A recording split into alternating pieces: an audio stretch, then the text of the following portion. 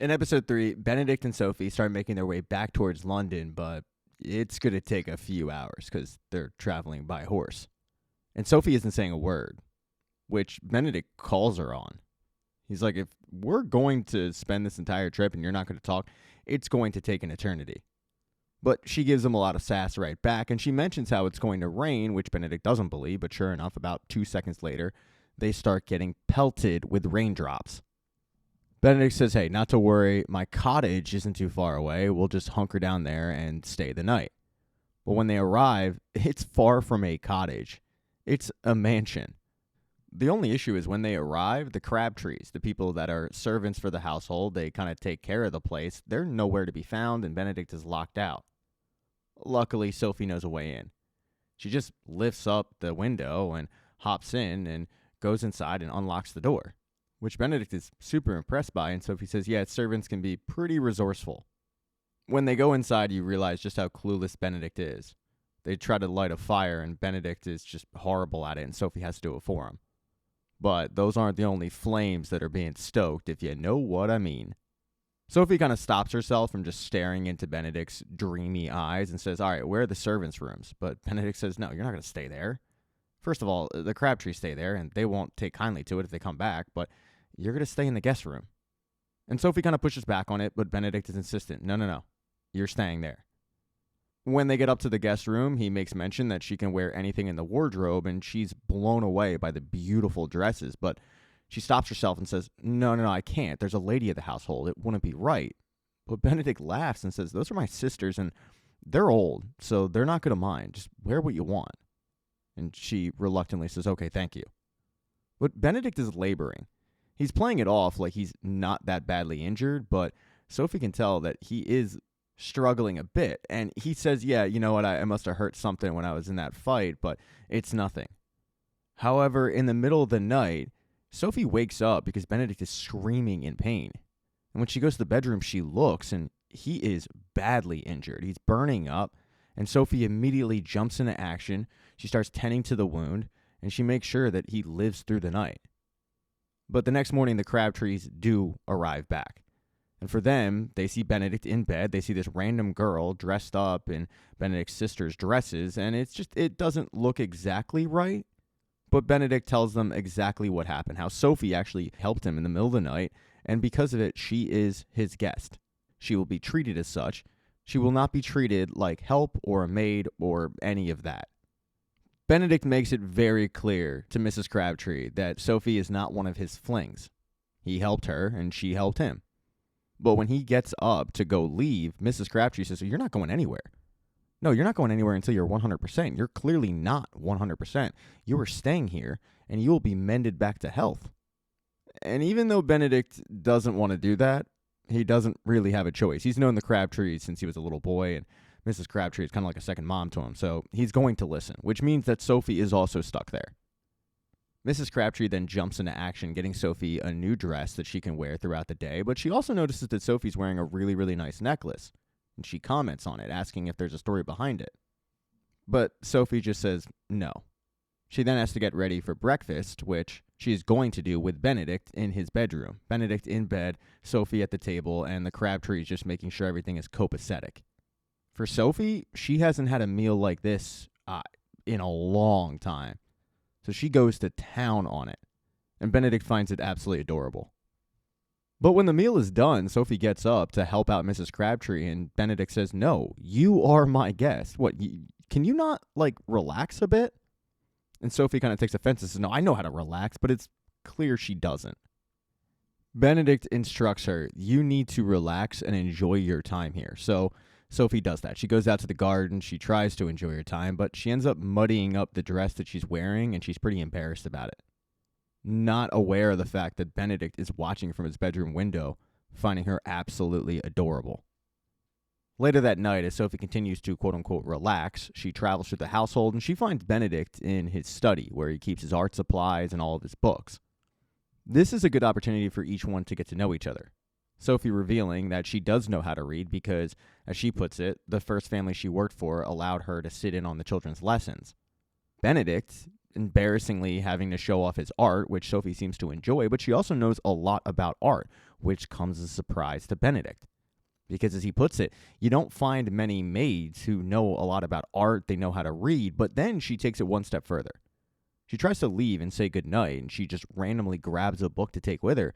And he stops her and says, Sophie, that's my French book from, middle school. And she starts speaking French, which is shocking to him. Sophie actually starts making fun of the fact that he can't really pronunciate the words properly, and they do end up getting kind of close as she's trying to help him out, but they get interrupted by Mr. Crabtree. Complete cockblock. Sophie ends up excusing herself and saying goodnight, Mr. Bridgerton, but Benedict just wants her to call him Benedict. The next morning, though, Sophie reverts back to her old habits, which is hanging out with the waitstaff, and in particular, Mrs. Crabtree. Sophie wants to leave. She wants to get on top of finding a job, but Mrs. Crabtree says, Mr. Bridgerton has already sent word to try to get you and your friend a job, and he will find you jobs, so don't even worry about it. But Sophie starts talking about Benedict, and finally Mrs. Crabtree says, has he been improper with you? And Sophie says, oh, God, no, it's actually been the exact opposite. Mrs. Crabtree's advice is that Benedict is very kind, but it's important to remember your place. However, Mr. Bridgerton is bored out of his mind. Benedict has been laying in bed, waiting to get the okay that he can leave, and finally decides, I got to do something. So he gets up, and he starts looking throughout the house for something to do. Sophie ends up seeing him, and he says, you're either coming with me as an accomplice, or you're going to sit here and you're going to get yelled at. It's one or the other, so she decides to come with him, and they fly a kite. There's a lot more flirting. They both have fun, but they're both seen by the Crabtrees, who notice the way that they're interacting. They're interacting as if they like each other. And Mrs. Crabtree especially is worried about this because there is a dynamic here. The dynamic of Mr. Bridgerton and then the waitstaff. She's really just worried for Sophie. The next time, though, Benedict and Sophie run into each other is in the lake. Sophie was taking a walk and noticed Benedict swimming, naked, mind you. Sophie wanted to take a peek, but she was also embarrassed, so she hid behind a tree. But she couldn't resist taking more peeks. Yeah, you get the idea. Eventually, though, Benedict realized somebody was watching him, and he started yelling, all right, who's there?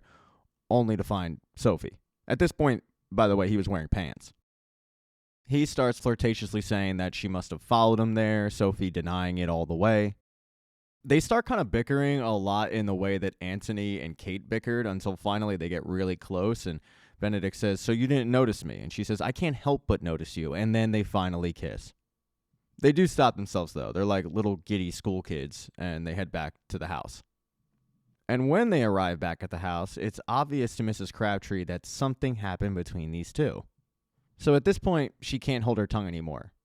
As she's tending to Benedict's wound that night, she brings up the fact that there is this power dynamic, and what she's worried about is that Sophie, being a maid, has no choice but to give in to Benedict's desires. Now, even though Benedict and Sophie both want this, neither of them really truly know that. So for Benedict, now he's questioning things, and he's questioning whether or not he just took advantage of Sophie. He doesn't want to be that guy. So the next morning, as he's painting and Sophie walks in the room, he apologizes, saying it was a mistake, and he feels really bad about it. And then it finally comes time for them to leave. The next day, Sophie puts on her maid outfit. Benedict puts on his, he wears the same stuff pretty much. And they get on the carriage, and they head out, back to London, under the assumption that what happened at the cabin stays at the cabin. Now, back at London, that's a complete shit show. Because Sophie leaving the Penwood estate was a butterfly effect felt all over the town. Sophie was so good at her job that she was like 4 people. So when she left, Lady Penwood had to hire 4 new people just to replace Sophie. And where do you find other people? Other houses. She started poaching maids and servants from other houses, which led other houses to poach other houses, and so on and so forth. Suddenly, there was this arms race for help. Now, it was great for the help. I mean, their wages went up, and they were getting enticed to leave. For the Bridgerton household, it didn't even matter because they treat their staff very, very well. However, for the Featherington household, it's a different story. Now, Lady Featherington thought that she treated Varley very, very well. In fact, she kept using the word family. But when Varley brought up the fact that she got offered more money to go someplace else, she gave Lady Featherington the option of matching. Because Varley's living paycheck to paycheck. And Lady Featherington thought about it, but she decided, no, I'm sorry, I can't do it. And the excuse she gave was, if I pay you more money, I have to pay everybody more money. But she also wanted to show her appreciation for Varley, so what did she do? She re-gifted old dresses that she had. And don't get me wrong, Varley appreciated it, but she still wants dead presidents, you know what I mean? So eventually this came to a headway. Varley telling Lady Featherington, look, you use the word family, but at the end of the day, I'm not your family. I'm your servant. I'm your help. And I love being in this house. I love helping your family. I love my job. But I need to feel appreciated. And Lady Featherington is so turned off by this that she actually fired Varley. Although Lady Featherington isn't the only person who's delusional. The Queen had no idea she even had help. Brimsley has to bring up the fact, oh yeah, no, we have like hundreds, but they're all happy, don't worry. Now, what the Queen's concerned about is her ladies in waiting, which are kind of like a fancy way of saying friends, although she doesn't have any other than Lady Danbury. Lady Danbury ends up venting about this to Alice Mondrich, and to Alice it's become clear that the ladies in waiting that the Queen does have, the Queen just doesn't enjoy them, so how are they useful? And that falls on Lady Danbury because she needs somebody to fill her shoes.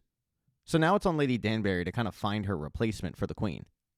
She ends up bringing this up to the Queen, and the Queen kind of looks at her like, you can try, but trust me, you're going to fail.